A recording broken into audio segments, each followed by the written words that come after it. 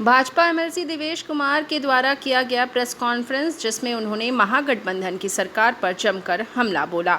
बिहार में एलियन है, सुशासन और आपराधिक मुक्त की राजनीतिक व्यवस्था स्थापित किया था, लेकिन जनादेश को विफल करते भी महागठबंधन की सरकार द्वारा बिहार में कानून के राज की व्यवस्था को खत्म किया जा रहा है। वह निश्चय ही दुर्भाग्यपूर्ण है। बिहार सरकार विधि मंत्री कार्तिक मास्टर एक कुख्यात अपराधी हैं, जिन पर कई गंभीर धाराओं के तहत केस दर्ज हुआ है। और सबसे दुखद स्थिति यह है कि महागठबंधन ने जिस वक्त उन्हें विधि मंत्री के रूप में शपथ दिलाई, उसी दिन उन्हें कोर्ट में सरेंडर करना था। और इस प्रकार महागठबंधन की सरकार ने बिहार की विधि को अपराधियों के संविधान के सामने समर्पित कर दिया।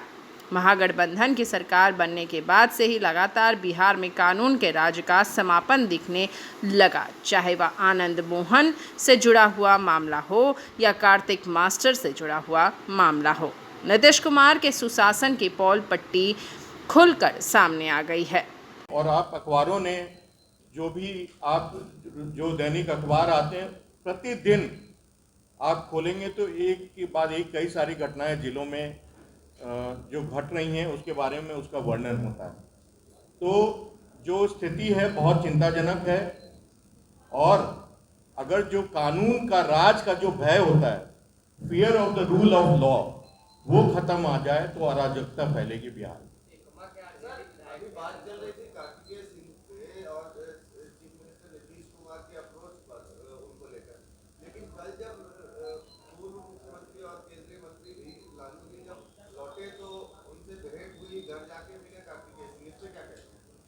नहीं, वो तो उनके पार्टी के विधान पार्षद हैं और मंत्री भी हैं, वो तो उनसे मिलेंगे ही। और मुख्यमंत्री लालू जी ने उनका बचाव किया है, जो कि अफसोसजनक है, क्योंकि कोर्ट पटना हाई कोर्ट ने 2017 जैसा कि मैंने कहा उनके खिलाफ अरेस्ट वारंट इशू किया था।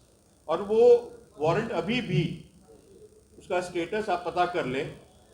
और उनको आत्मसमर्पण 16 को करना था, लेकिन 16 ही को उनका शपथ ग्रहण हुआ। ये बहुत ही अफसोसजनक है। और कानून की क्या व्यवस्था, क्या स्थिति है बिहार में, ये उसके बारे में इसका बड़ा द्योतक है।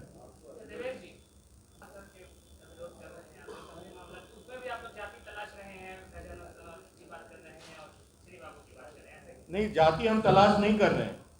हम तो जिस जाति का एक इतना बढ़िया और इतना स्वर्णिम इतिहास रहा, उसमें आपको कोई और व्यक्ति ही नहीं मिला उस समाज से, एक ऐसे व्यक्ति को बनाया मंत्री जिसके खिलाफ इतने बड़े आपराधिक मामले हैं, गंभीर आपराधिक मामले हैं। उनको एक तो मंत्री बनाया और ऊपर से कानून मंत्री बनाया। तो ये बहुत ही अफसोसजनक है, बहुत शर्मिंदगी वाली बात है और हम इसकी निंदा करते हैं। और बिहार की जनता इसका सही समय पे जवाब देगी। वीडियो आप लोगों के माध्यम से वायरल होंगे। मैंने जैसा कहा कि बिहार में कानून का जो राज का भय होता है वो खत्म हो रहा है। और जब वो खत्म हो जाता है तो उसके बहुत गंभीर परिणाम होते हैं। इसका हमें डर है।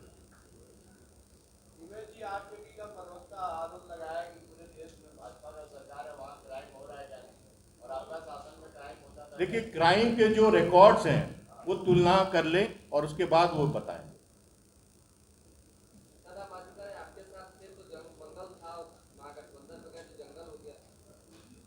जीतन मांझी कि आपके साथ थे तो मंगल था और वहां गए तो जंगल। ये तो सही भी है।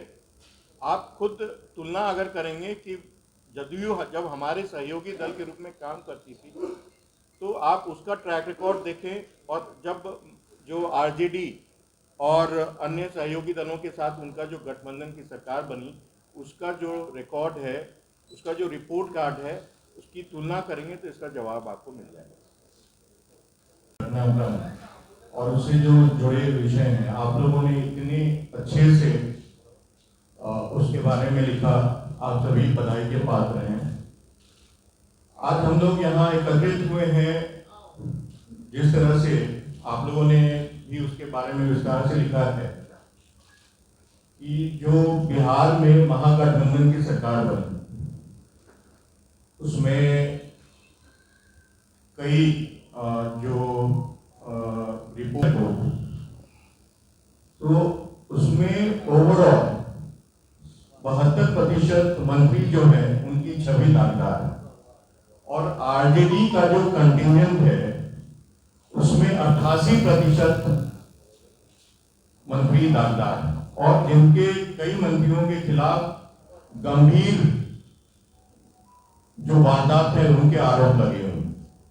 उसमें से एक कार्तिकेय सिंह जी हैं जिनको मास्टर साहब के भी नाम से जाना जाता है, विधान परिषद का चुनाव जीतकर आए और उन्होंने संयोग देखे जिस दिन मंत्रिमंडल में शपथ लिया एक सदस्य के रूप में, उसी दिन उनको दानापुर के कोर्ट में उनको आत्मसमर्पण करना, लेकिन आत्मसमर्पण करने के बजाय कानून को ठेंगा दिखाते हुए उन्होंने राजभवन में टैपिंग और उससे जुड़े हुए कई सारे वारदात उनके खिलाफ 4 ऐसे केस हैं। और ये जो केस जिसमें अरेस्ट वारंट उसमें निकला हुआ था, ये 2014 में राजीव रंजन उर्फ राजू कुमार बीटा के निवासी थे, उनके अपहरण से जुड़ा हुआ ये मसला वारंट इशू किया था और जो कि मोकामा पुलिस को इसके बारे में जानकारी भी दी थी। फिर इन्होंने एंटीसिपेटरी बेल के लिए हाई कोर्ट में डाला, फिर बाद में उसको विड्रॉ कर लिया, वापस ले लिया। तो और उसके बाद जब मुख्यमंत्री जी इस घटना के बारे में जब वायरल होने लगा सोशल मीडिया में, माननीय मुख्यमंत्री जी से पूछा गया इस विषय में तो उन्होंने कहा कि मुझे इसकी जानकारी नहीं।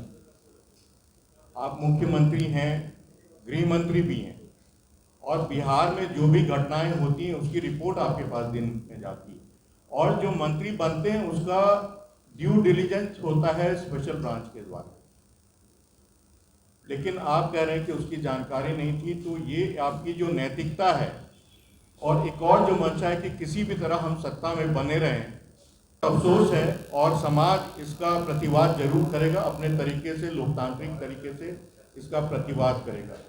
मैं अपने सहयोगी मनोज शर्मा जी से विस्तार में इसके विषय में वो बताएं, उनसे आग्रह करूंगा। धन्यवाद और आप सभी प्रेस मीडिया के भाइयों का हार्दिक अभिवादन। जैसा कि हमारे महामंत्री देवेश जी ने पिछले 4 दिनों से जो घटनाक्रम चल रहे हैं और आप लोगों ने प्रिंट और इलेक्ट्रॉनिक और सोशल और यूट्यूब मीडिया के माध्यम से भी बिहार की जनता के सामने और देश की जनता के सामने सच्चाई को रखने का काम किया।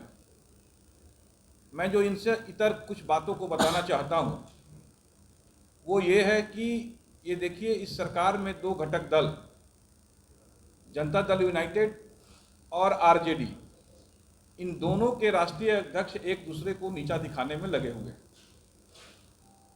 राष्ट्रीय जनता दल के राष्ट्रीय अध्यक्ष के द्वारा जदयू के राष्ट्रीय अध्यक्ष को नीचा दिखाने के लिए अनंत सिंह के सहयोगी रहे कार्तिक मास्टर को, जिनका आपराधिक इतिहास रहा है, उसको दबाव में या मुख्यमंत्री की सहजता से या मुख्यमंत्री के सहमति से मंत्री बनाने का कार्य किया। और दूसरी ओर राष्ट्रीय जनता दल के हमने जदयू के जो राष्ट्रीय अध्यक्ष हैं और जदयू के कई प्रवक्ता ने बड़े ही सफाई से मीडिया के सामने उनकी पूरी केस फाइल को रखने का काम किया है। तो ये कितनी ही असमान रूप से ये कार्य कर रहे हैं।